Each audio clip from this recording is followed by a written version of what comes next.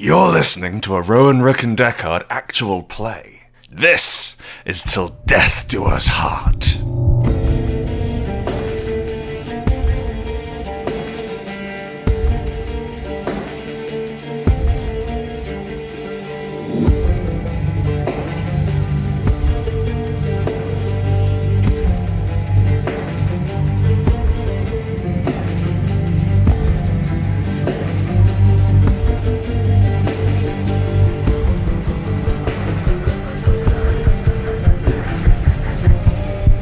Welcome back to A Game of Heart we are playing on this incredibly hot night. I'm Kieron Gillen, he, him, and I'll be GMing today. Nathan, who will you be playing this session? Hello, I am your androgynous android host, Nathan Blades. I will be playing Velvet Monte Carlo, the heart song witch who will make all of your dreams come true.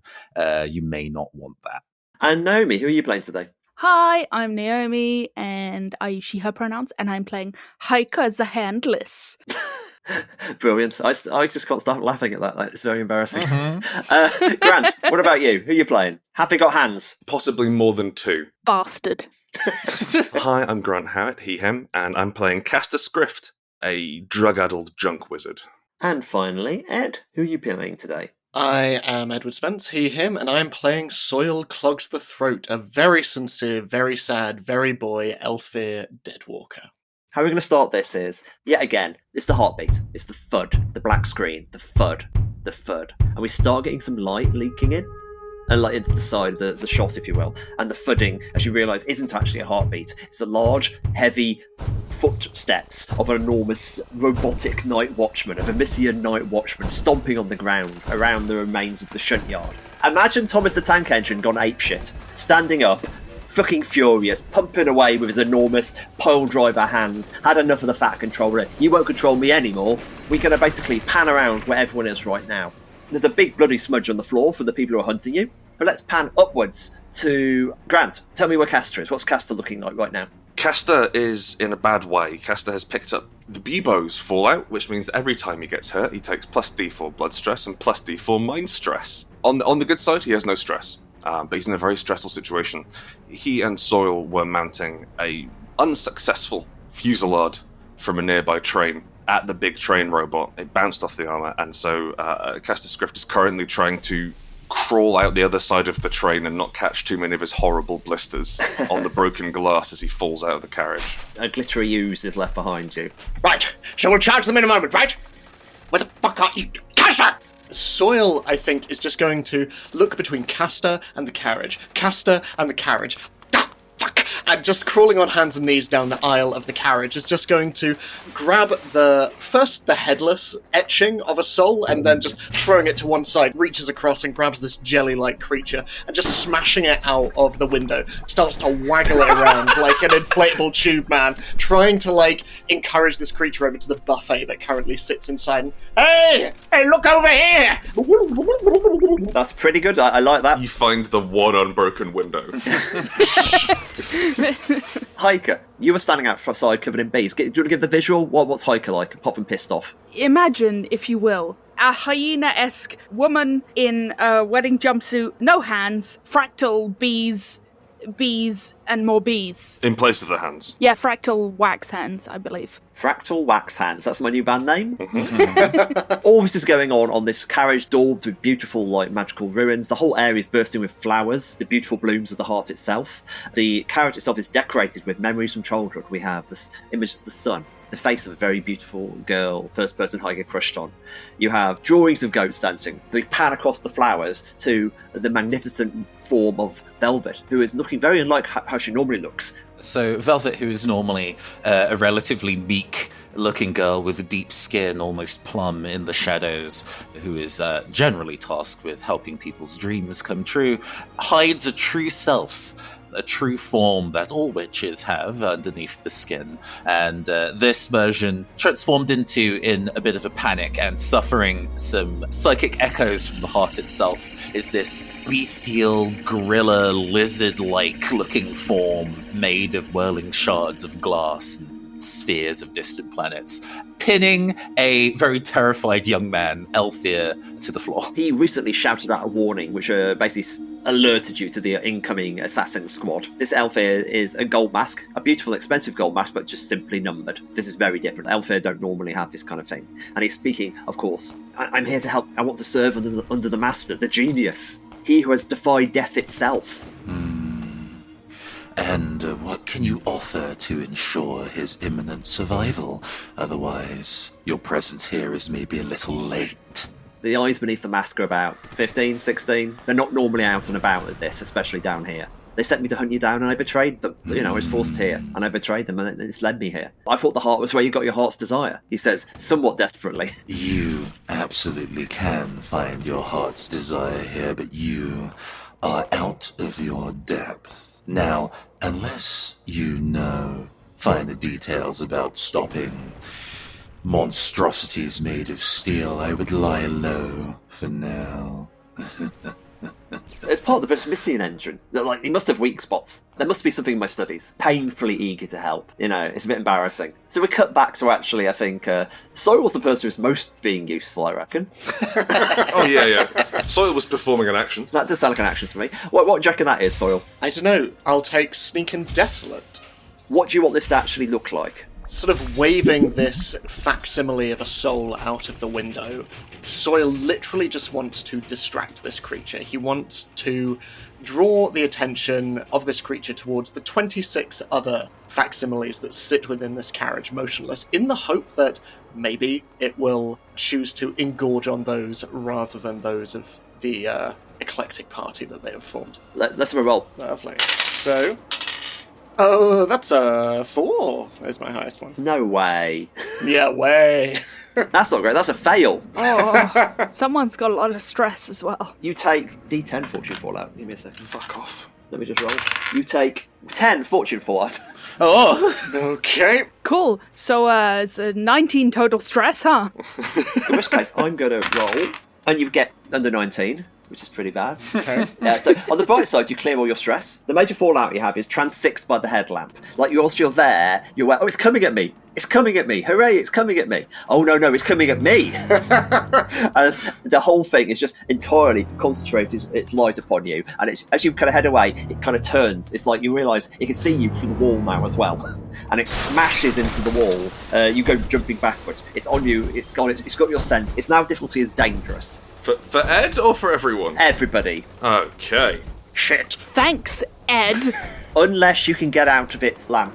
This is normally like a minor fallout, but I've made it major fallout by meaning it's mystical as well. So it's actually significantly harder to get out of his vision. So, okay, on the bright side, it's mainly hunting down Soil. I'll give you one other beat. The Elfir sort of speaks up at Velvet. The engine, the formatological conduit, is linking to the energies of the heart. It can be easily disrupted. And he pauses. I'm sorry, too technical. Engine. And he sort of points out some areas in terms of like weak couplings, things you can get in. That's probably the best place to hurt it. Its protection now drops to 0. It previously had protection 3. Okay. It's dangerous, but it doesn't have the armor that it might do otherwise. Gotcha. Yes. Thanks for the info, nerd. That felt like it was pointed at Kieron, actually. Yeah. Yeah, I feel. I know. I'm just like, No.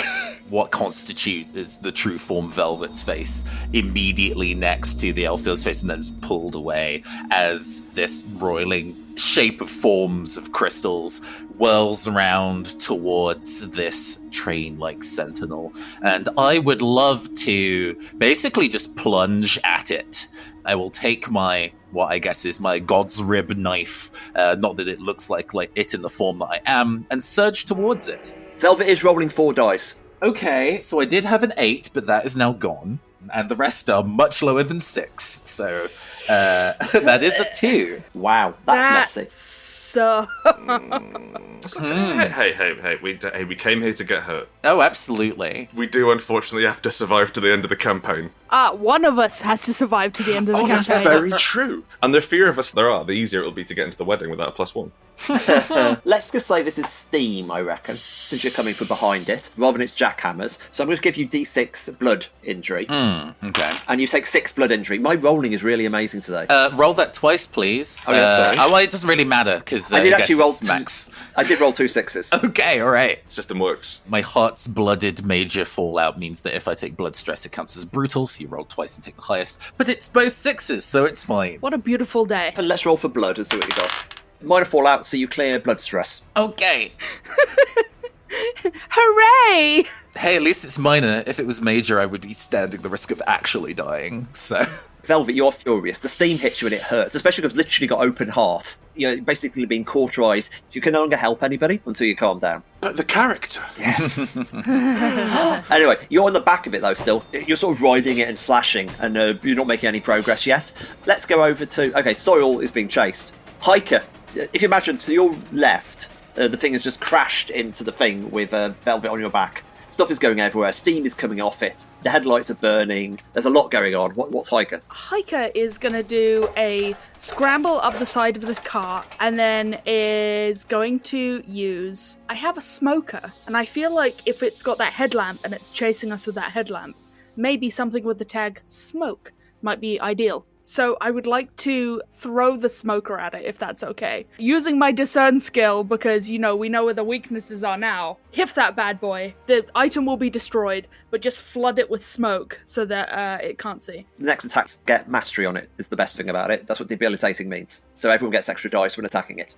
Do you want to roll the attack? Yeah, boy. 3 dice minus the best 2. Can I also use the fact that I have my extra discern thing? Because I have so many eyes. I'm going to give you that, why not? This seems good, because especially you're aiming for it. Thank you. I don't think throwing it is wrong. I think if you ran up to it and stick it in the right place, you have discern. Yeah, go on. Alright, crunch me up. 4 dice, lose the best 2. Okay, well the best 2 were both 6s, and the next 2 were a 3 and a 4. So, fail.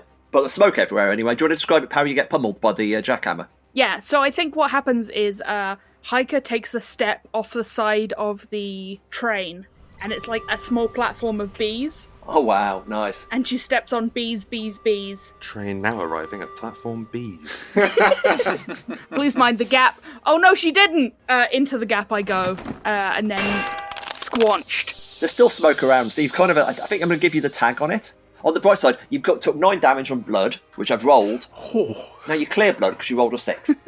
Now you suffer minor fallout. Woohoo! You hit and you sprain your ankle. You're limping, basically. Aww. It's basically have the same effects as dominant hand is injured, but it's like, obviously that's not something you can have. You can't really run very quickly. So basically, combat attacks are now risky. Can I take that and actually push it up a level? I think my foot is just gone, but I have a bee foot. Like, I have a wax foot, but I think that the actual foot is maybe gone. Oh yeah, the visual's fine. Let's say, like, getting used to your bee foot now. It takes some time to get used to the wax foot. It's fine. But I would like to be like, no toes. So I think Caster, as it's probably going past you, is your chance to do something here. Caster is going to, with that same drum beat that he uses to cast the spell, start smacking down on the ground. I have to take drugs to cast this spell, so I'm going to... I have to. take the last of my small... I'm not addicted, I have to take drugs to cast this spell.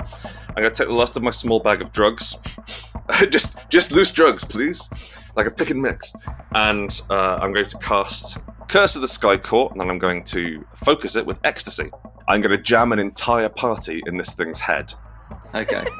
I've got Compel, I've got Occult, I've got Mastery for the smoke. Hang on, let's see how it goes. It's an 8, a 7, and a 1.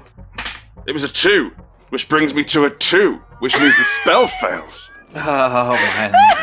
We're doing great. It's so good. 10 out of 10. Okay, mind stress. You take 1 point of stress. Also, this thing is really hard to cast a fuck spell on. It's an animate train that wants to murder people. Yeah. If you actually want, in the soundtrack, Kraftwerk starts playing. Oh, we don't have the licensing for that. I'm sorry. It's like kind of the We Are the Robots. That music starts fading up, and just its desire to kill is pretty much in tune with its desire to listen to Kraftwerk. The scene's now got a great soundtrack, but it's not really affecting it very much. Perhaps even he's doing it more rhythmically. Caster is then going to scramble away artlessly, blood streaming from his nose. He's out of drugs and out of bullets, so it's up to someone else to solve this problem. I might just, hide? Sorry, we got any plans? Yeah, so I think legging it for a fair amount, just, running to one side of the carriage, coming out, and then kind of hopping on one foot and as Searle is running. I think seeing Caster just stood somewhat impotent in the middle of this sort of impromptu battlefield that we've created for ourselves, looking at Castor, Soil is just going to look at the creature, look at Castor, look at the gun in his hand, and just... Castor! Catch! And is just going to throw your gun back at you before just suddenly, just literally not... Usually it would be much more elegant than this, but just shoving his emaciated hand into his satchel, pulling out a handful of dried mushrooms, shoving them in his mouth, and just like pressing 2 coins against his head as he just... And just disappears in a puff of smoke. Perfect. Do you have to roll to go into the grey? Delve in religion, so let me just do that very quick. Pray for high numbers. An 8. That does it.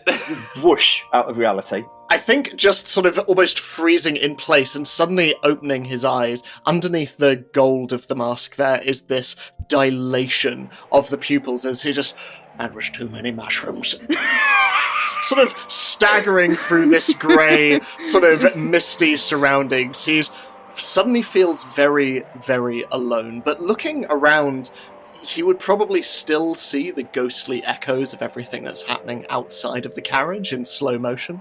But yeah, he's having a fucking trip right now. There's something enormous approaching, visible across the grey. It's big and complicated, and there's more energy than you can possibly understand.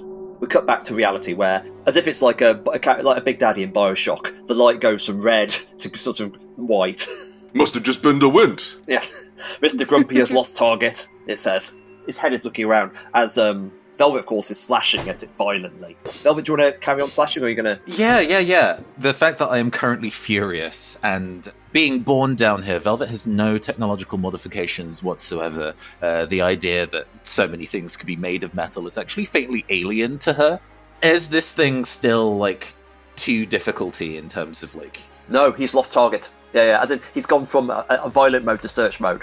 He's on standard difficulty again. Cool, good, because I did, my highest is a 6, and I would have been very sad if that didn't pass muster. Roll your stress on him and see how much that is. It is not that much, it's only a kill d6, it is not a very big knife. Aren't you brutal, though? So you roll both. Oh, true.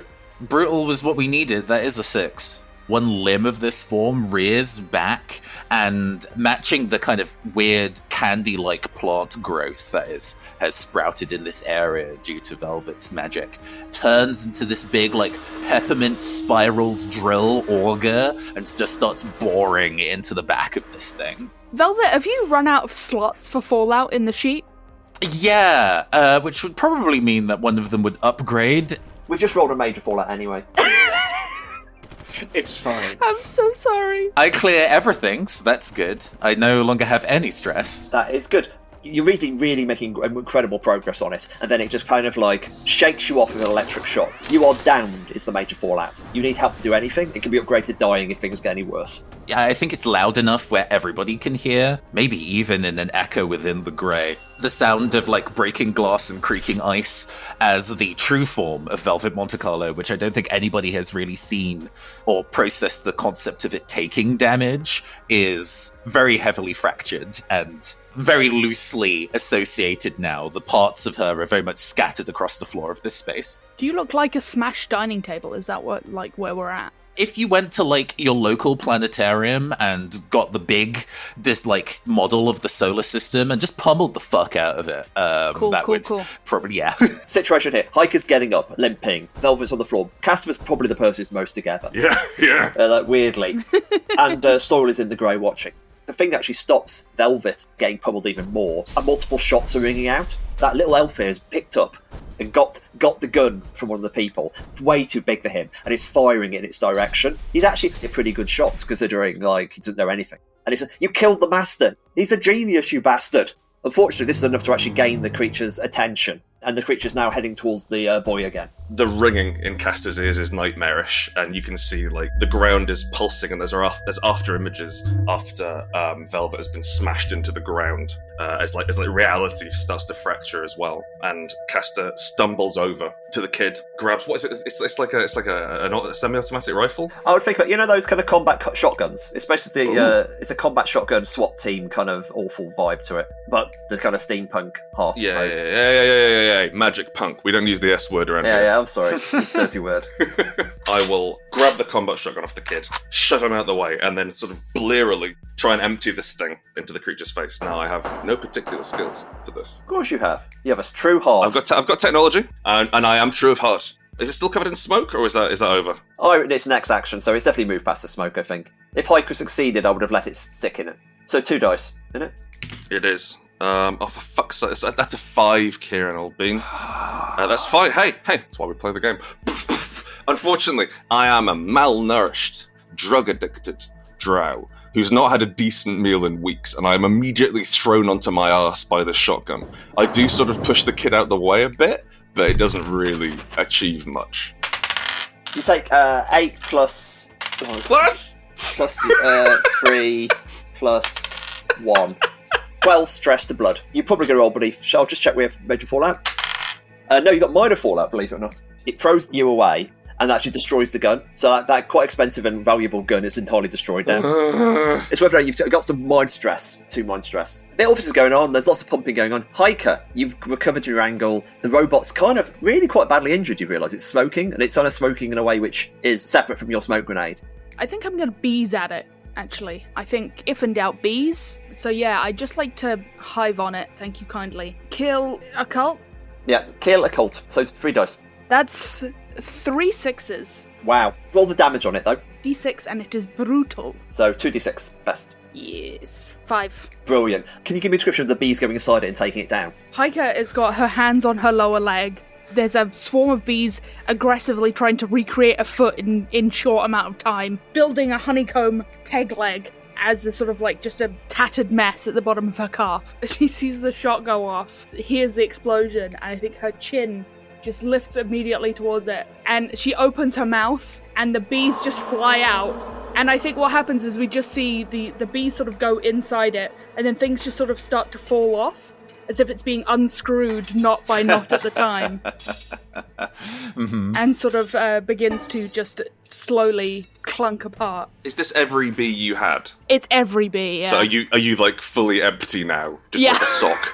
Yeah. Gross. I think you can even see, like, paper where parts of her skin used to be, and it's usually, like, there's sort of a shadowy movement inside there, and it's just like, whoa, completely silent. The wind whistles through it. We get the beautiful elements of everything moving on quite slowly. It's quite poetically the thing is coming apart, and then the camera will pull out. The monster being taken apart by your bees was standing over your body, hammering it with his enormous jackhammers at the same time. As entirely shattered, your little broken leg is now entirely shattered in an awful way. Eventually, the whole thing slumps to one side, and it's over. And there's a large train on the horizon. Are you going to come back to reality, Soil, or are you going to stay there? What is happening to this creature in the grey? Basically, you realise it's like a shadow in the grey. I think if we're going to watch this in a movie, it'd be like this awful, amazing CGI sort of shark effect. Like, imagine like a shark is going under the water, and the reality is the water, and in the grey you're seeing the enormous looming creature. And then we sort of pan from the grey into reality. Probably have to sort of, ooh, that looks big, to the magnificent Leviathan flying, steaming in the sky. It's got wings made of like cogs. Imagine like train tracks sweeping out into its wings. Each one of the rails are now red hot with fires that do not actually have heat. It's soaring above, but basically it's kind of like it's like laying its track behind it and building it in front of it as well. So like there's a telekinetic kind of circle around it, and at the front of this kind of carriage with jaws made of like 2 carriages stuck together, opens and howls, enormous like eyes. It's killed 2 lighthouses somewhere and attached a couple of lighthouses to its face to provide this like colour beyond colour shape, and it immediately comes sweeping down and picks up the carriage you made and sort of starts circling above and then turns back the way it came. Reality is basically rent asunder, and it kind of starts heading away down there. The wound in all existence is sort of left there leaking. At least you know where it's gone. You're lying basically injured. Do you want to kind of recollect yourself? How is everyone feeling? To re-establish, Velvet needs medical assistance, otherwise they're going to die. Hiker's leg's broken. Caster's in a very undignified situation. And Soil's fine. Hiker, you feel like a pulse, not a warmth, but a sensation of something nudging against the side of you. And it's just like a single piece of tourmaline, a Velvet Monte Carlo. And yes, I'm coming. My leg is also shattered, so, like, give me, like, 1 second. And she sort of, like, crawls forward on her elbows with the leg sort of being reconstituted slowly behind her and picks up bees as she goes towards you. It's hard to kind of carry the sentiment of this considering the voice that I have given the true form of Velvet. I miss my auntie. She can do what I clearly cannot. I can't help your dreams come true like this.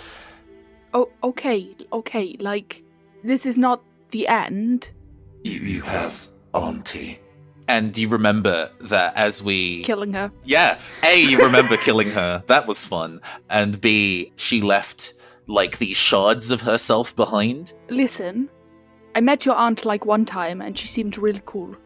But, Velvet, you're forced to be reckoned with, and the fact that you don't see that in yourself, and you only see it in relation to other people, is kind of sad, actually.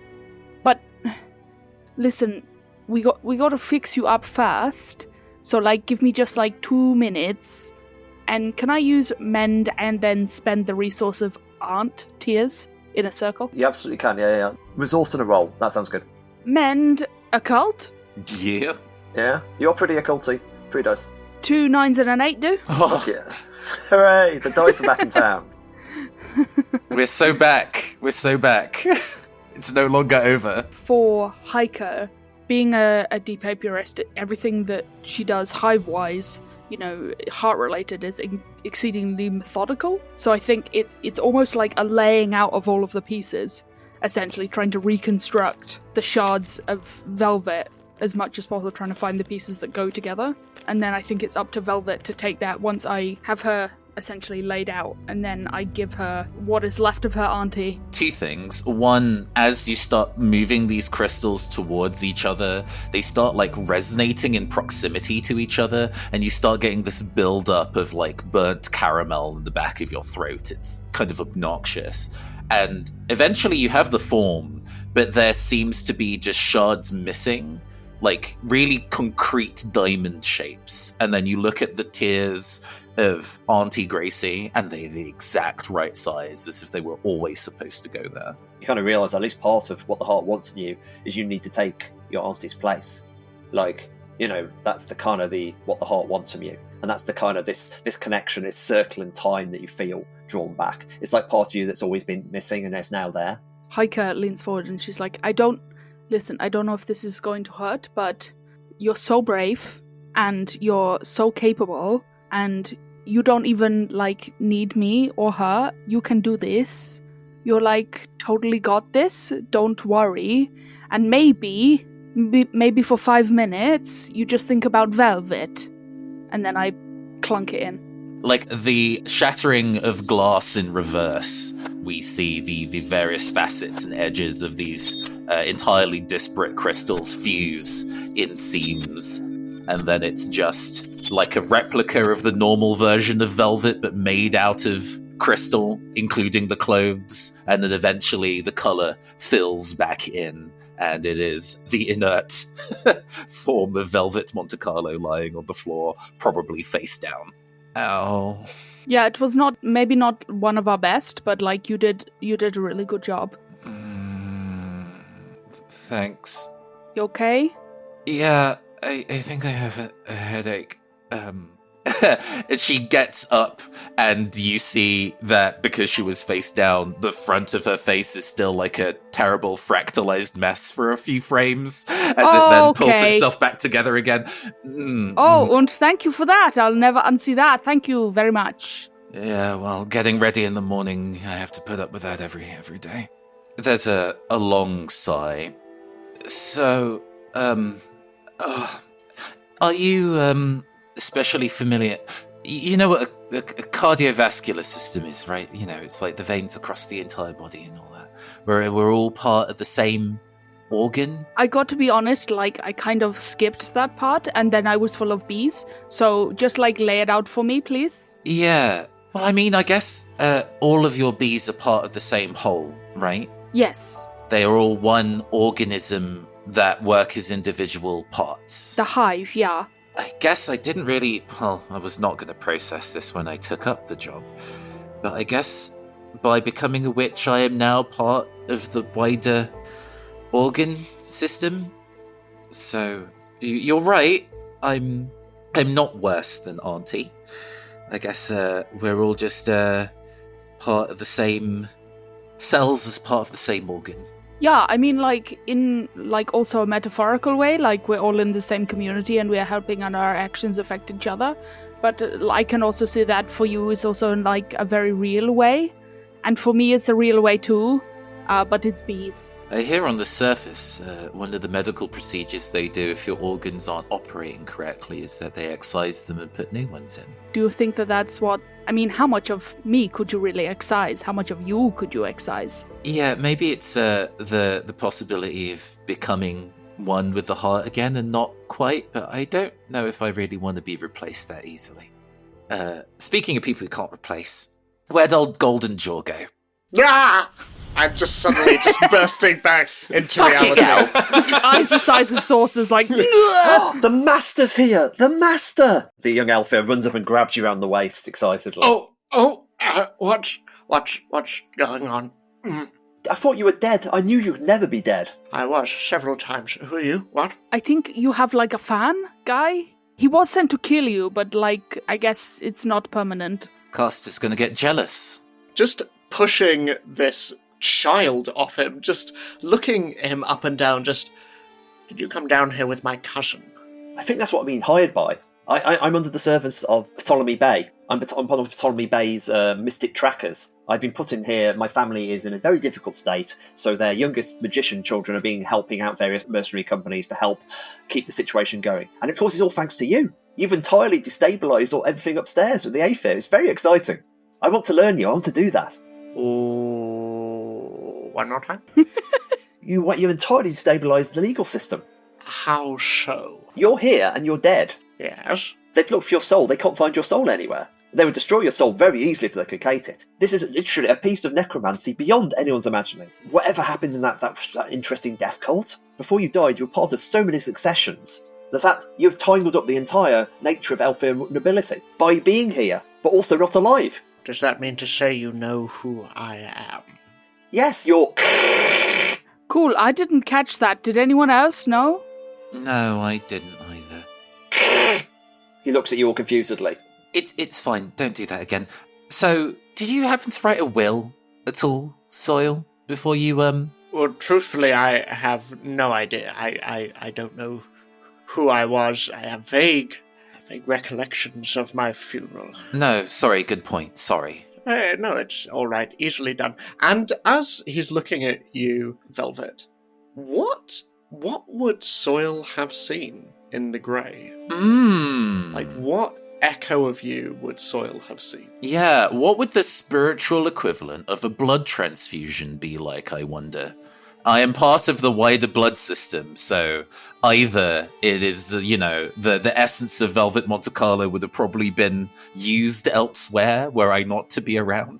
I would say that that's a pretty good way of actually, like, in terms of it looked very similar, just like energy moving around is what it looked like. It's that kind of Velvet is part of the heart in the way that you aren't. It's like the movement of the tides. It's almost as if there's only one soul there. Velvet and her are kind of the same soul. That's kind of the way you would see it. You've probably seen a human die before and watched them go through the process of go to human heaven or hell or whatever. And the fact that none of that happened at all, not a single step of that process resembled what was happening to Velvet as she lay dying is, I don't know. Whether that's joyful or perturbing to you is your choice. I think as this little Elfir is looking up at him, Soil just turns towards you, Velvet, and seeing you and Hiker just sort of patching you together, just looks at you and quite sincerely, just, are you alright? Yeah, yeah, I'm fine. Don't worry about it. Are we 4 for 4 on being alive, by the way? Castor is smoking his third cigarette and emerges from behind the corpse of the thing. Kieron, just as a quick GMing question. So my 2 beats were to rescue someone from peril and slay a creature 5 times my size. I was present. I'm not sure I did either of those things. I think that you got in the way, and if you didn't do what you did, that curse would be dead. Yeah, great. And I think you're involved in killing it in a very extensive way. I think that counts as both beats. Moral support. Yeah, brilliant. Okay, cool. Like, as a GM, I'm very generous. Would you have given yourself that? Yes, absolutely. Yeah. Um, Maybe more. so yeah, I probably would have healed all my fallout as well. So I get a major out of that, and I'm going to dress that up in the fluff as I've been ripping bits out of this train creature and adorning myself with them, and huffing soot off it. I emerge, and my eyes are glowing like furnaces, train furnaces. Well, it's all fucked, isn't it? Hmm? Yeah, that looks like 4. 4 is good. Cool. Can anyone hear that like choo-choo in the distance? Or is it just me? Just out of character, Kieron, did that dragon appear in the real world? From Ed's perspective, Ed didn't really see it.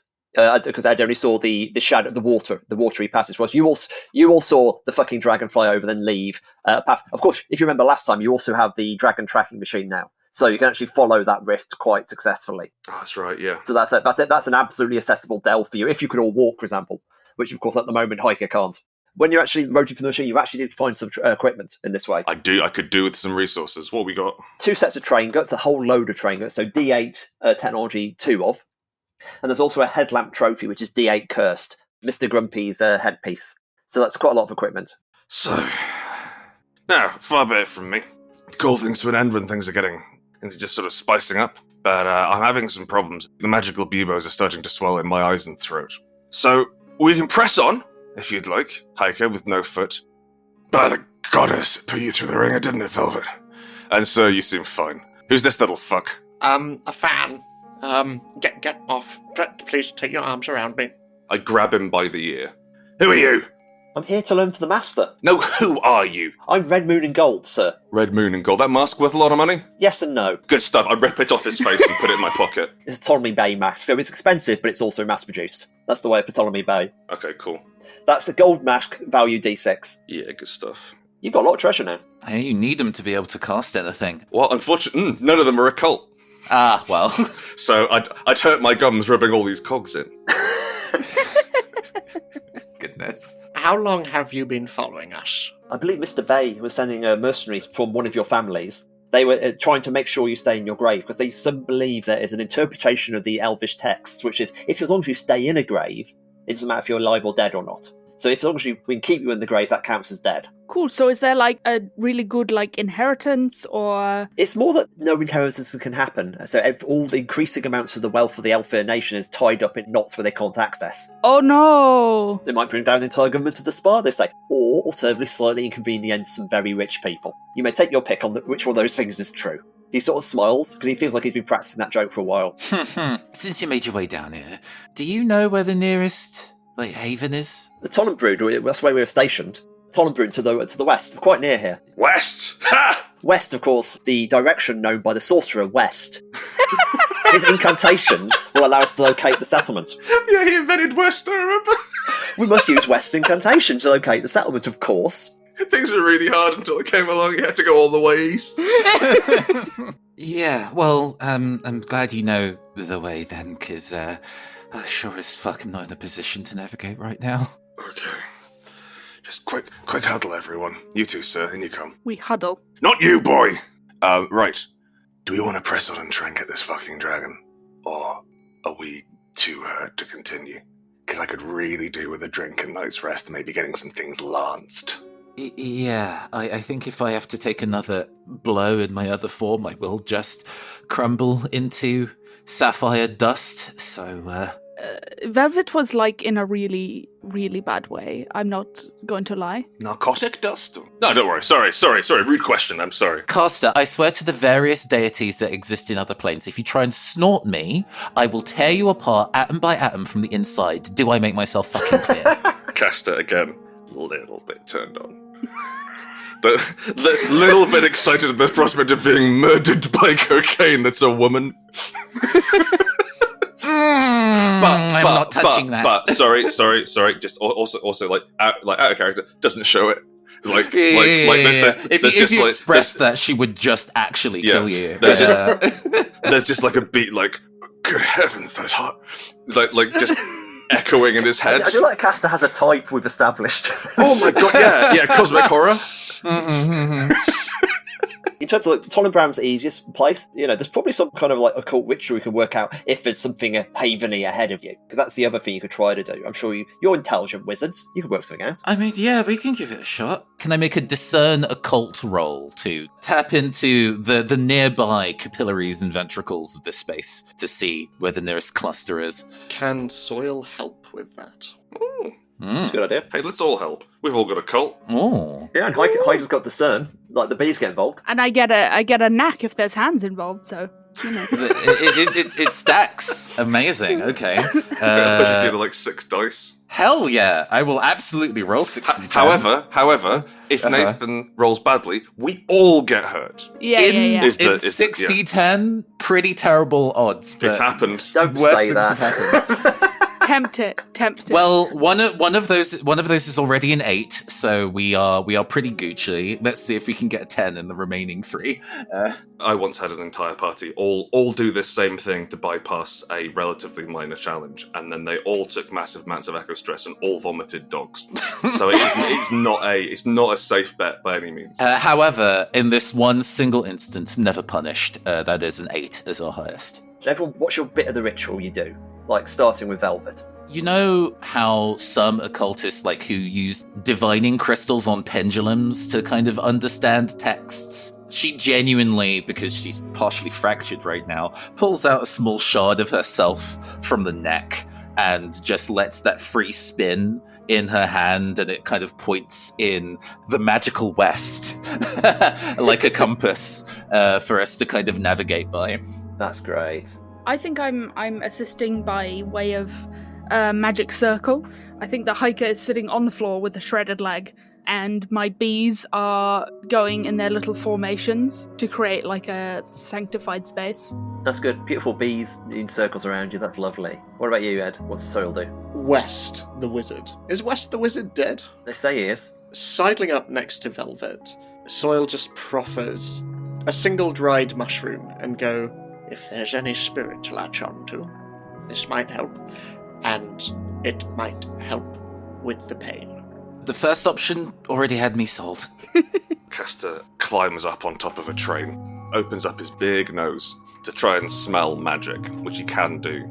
I get the boy to describe what it smelled like, and that completely baffles him, but we work it out, and there's a huge sucking a lungful of air through the nose as I manage to pick up the magical spur of whatever haven we're going after. That's great. I think that all this film comes together and it picks up and it comes and ends up speaking through Castor. And Castor's basically being used like a speaker. A voice comes out to him. Any parts for ships at all. Mechanical piece. Come here. This is Feistra's mechanical parts services required. Goods for mechanical parts. Healing for mechanical parts. That's what we need. Mechanical parts. Hooray! Hooray! Sorry, this came out of my mouth like a loudspeaker. Yeah. And your eyes are looking panicked. Yeah, double over, vomit off a bunch of cogs.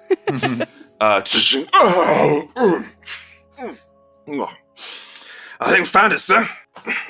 Oh, good. Well, then you can lead the way, and Soil's just going to go over to Hiker, and kneeling down, just down another limb. Yes, well, at least this one, I felt like I had a little bit of control. But in for a penny, in for a pound, I guess. Would you, like a shoulder to lean on, or? Yes, Soil, I would. Do you think it looks bad? Oh! Perfect. No, it's not on. I'm sure we'll put a plaster on it. Come on. My leg, it's cool, right? It's not a problem and not weird or anything. Oh, I think it looks very cool dangling there like that, yes. It's fetching. Cool. The camera pans back as we all sort of walk off, and I've put all the train guts, the headlamp, and every resource aside from the gold mask, I've loaded Buckaroo style onto the elf ear boy. Thank you. This is an honour. Can I wear my mask? Simultaneously, I think we all go no. My face is free. I could carry the mask. He's not entirely stupid, this kid. He's clever enough to try and trick me into giving him the mask, but not clever enough to realise why I've taken the mask off him.